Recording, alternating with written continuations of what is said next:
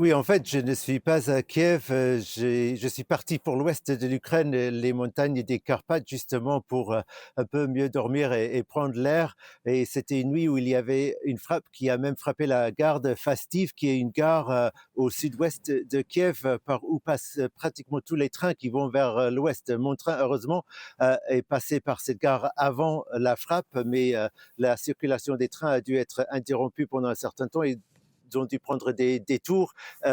Et finalement, je pense qu'ils ont pu finir les réparations pour que la circulation des trains reprenne à 14 heures aujourd'hui, ce qui montre à quel point ils sont capables de réparer les dégâts. Mais c'est de plus en plus inquiétant comment les chemins de fer ukrainiens sont ciblés. Sinon, traditionnellement, maintenant, c'est toujours le réseau électrique et on a des coupures de courant un peu partout dans le pays. Je ne sais pas si vous voyez, la lumière vient de s'allumer parce qu'il y a un générateur qui s'est allumé, mais ici, là où je me trouve, depuis une heure à peu près, on n'a absolument pas d'électricité. Je pense que c'est le cas dans beaucoup de régions d'Ukraine où il y a des coupures de courant au-delà de ce qui est déjà programmé, parce que déjà sur tout le pays, l'électricité, si vous voulez rationner, il y a un emploi du temps pour quand est-ce qu'il y aura l'électricité.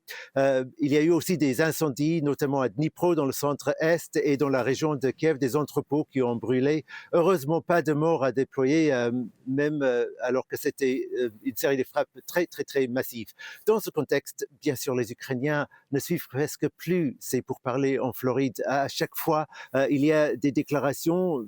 C'était très bien coordonné. Les Ukrainiens et les Américains ont dit pratiquement la même chose, mais c'était pour dire rien. C'était pour dire que les pourparlers ont progressé. Alors peut-être qu'il y a du concret dans ce qu'ils disent, on ne sait pas, mais rien n'est annoncé. Et la plupart des Ukrainiens pensent qu'il ne peut pas y avoir de vraies avancées concrètes parce que Vladimir Poutine ne le veut pas. Ce qui va les intéresser, je pense, beaucoup plus, ce sont les discussions que Emmanuel Macron, Keir Starmer, Friedrich Merz et Volodymyr Zelensky doivent tenir à Londres lundi, parce que clairement, après la publication de cette nouvelle document sur la stratégie de défense américaine, il est très important pour les Ukrainiens de se coordonner avec les Européens. Merci beaucoup Gulliver pour vos précisions depuis l'ouest de l'Ukraine.